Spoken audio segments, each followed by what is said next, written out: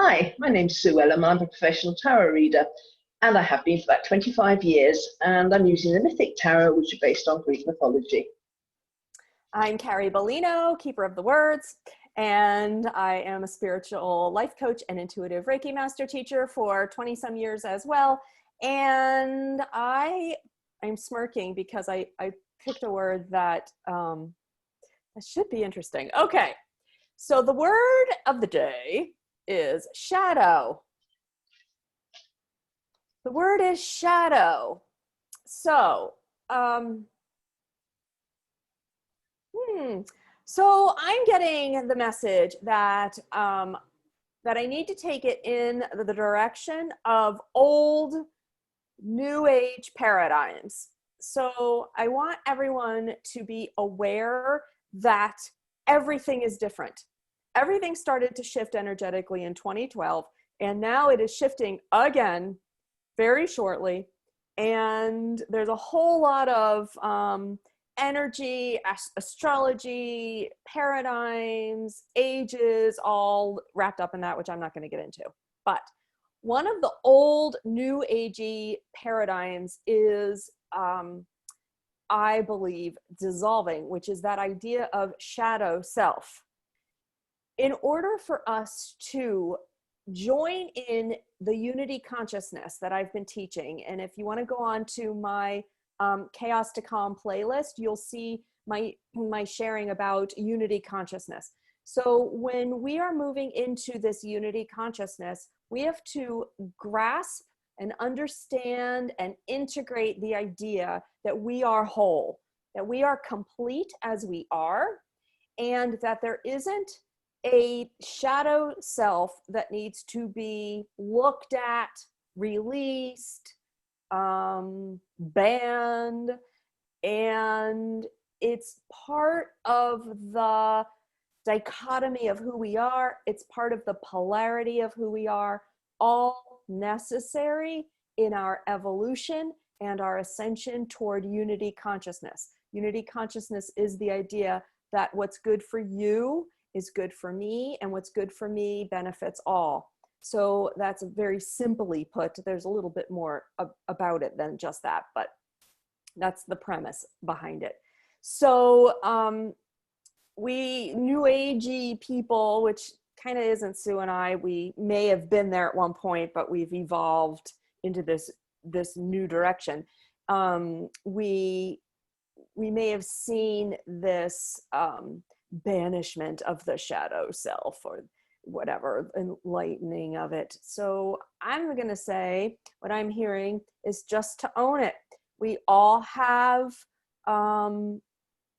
dark and light energy. We all have light emotions and lower vibrating emotions. We all have things in our past, skeletons, if you will. We all have choices to make, and it makes us whole and helps our evolution. So that's what I'm hearing about shadow. When you were talking, I just had this vision of the angel on one shoulder and the devil on the other. Yeah. You can probably see them right here. I didn't mean your shoulders, but I know, it's okay. but if a cap fits. Hey, why not? Why not? I'm an Aries. I tend to go first, so I'll take the plunge and own it. It's all good.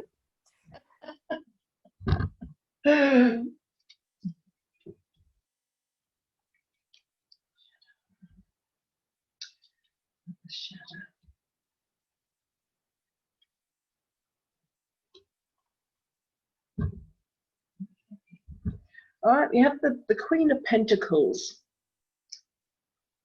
Now, these are big, difficult words today. Yeah, I know. Because it's trying to get a hand on the message with this card about the shadow. Okay, it's integrating it all.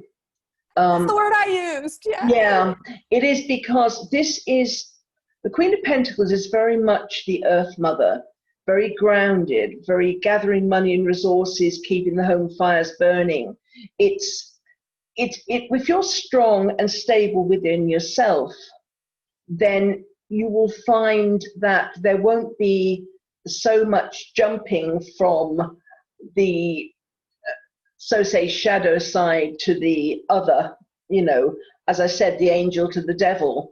The more grounded and the more stable you are, it's like your emotions won't be so easily triggered. And this is about when we say the shadow side, I liken it to when we're out of control of our emotions. We get triggered by outside things rather than, or kind of bad news or the media or whatever. We get triggered. Yeah. And then we find ourselves kind of in the depth of despair, thinking, oh, what happens if this and what happens if that? And then we've lost our stability, we've lost our center, we've lost our groundedness. So with this, it's important to be grounded.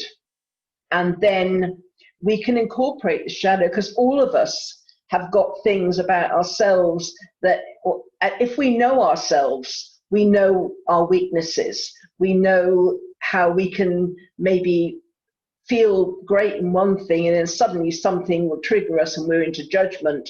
Or, it's so easy to be triggered when you're not grounded within yourself, or you're listening to too much to outside influence and allowing other people's opinions and things to affect you. So with this, to incorporate your shadow and accept that that part is part of you, and it's just maybe slightly lower energy, the way it's kind of, well, it's not, it is attached to you, because if you're standing in the street in the sun, under a light, you can see your shadow. It's attached. You can't get away from it.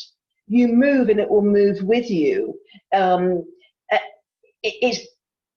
only time that your shadow is completely incorporated is if the light is right above you, and that means if you're completely centered, then you can't see your shadow because it's become part of you. So it's like standing up straight with a complete connection to spirit, connection to your higher self. You can't see your shadow because it's all integrated.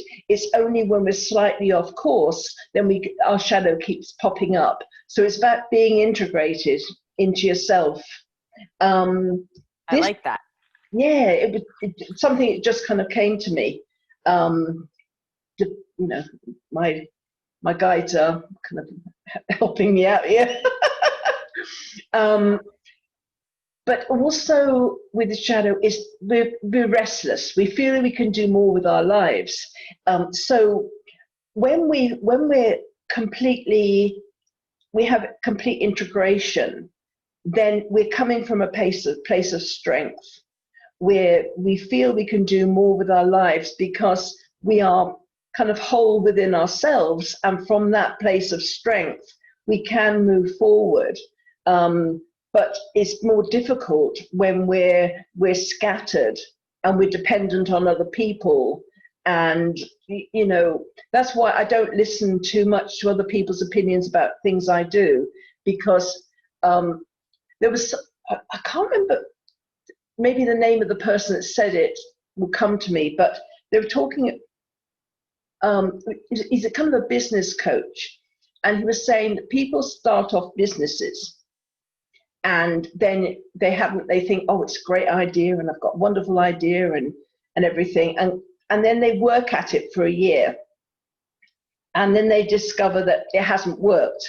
So they said, well, it can't be me, I'm wonderful. So they kind of change their business partner and they change the business and they hop onto another one. And then the same happens. And this, I think I see so much of this going on when one idea doesn't work. So therefore, rather than continuing with it, it's hopping over to another idea, and that doesn't work and it hops onto another. But this guy said, I think it was Kerwin Ray, He's Australian, I believe. And he does do business coaching, but he also does kind of quite spiritual stuff as well. But he was saying that unless you're prepared to put 7 to 10 years into a business, don't start it. It's got to be something you're passionate about, something you do for nothing. And so therefore, where I'm going with this really is that if you've got the passion and you are grounded and you know who you are, what your gifts are, what your talents are, you're not trying to emulate someone else. You're not letting someone else say, oh, well, you know, you do this, but you do so much better if you did this. Unless it speaks to your heart, don't bother. But when it speaks to your heart, you'll do it for nothing. You'll continue on, and you will feel that it's like your intuition will take you. It's like you'll get divinely guided, and you'll get to the places you're meant to be going. But it's not getting rid of your shadow side. It's incorporating it, understanding yourself, and letting it challenge you to become better, to overcome prejudices, overcome your kind of opinions, you know, overcome the things that weaken you. So it's a really strong thing to incorporate your shadow and not try to love it like a twin, like, you know, love it because it's part of you. Don't try and suppress it, accept it, and help it to challenge you to become a better person, because it's not the lesser part of you. It's just another part. It's another facet of you, something you have to learn from. And you will end up here with the King of Pentacles, and this is about, you'll get more than you ever imagined, because once you've coming from a really strong place within yourself, money comes. When you're doing what you love, money comes. It might not come immediately. It's not a quick fix. It's not, you know, you're going to be a millionaire within a few months because your idea wows the world so much that people are going to throw money at you.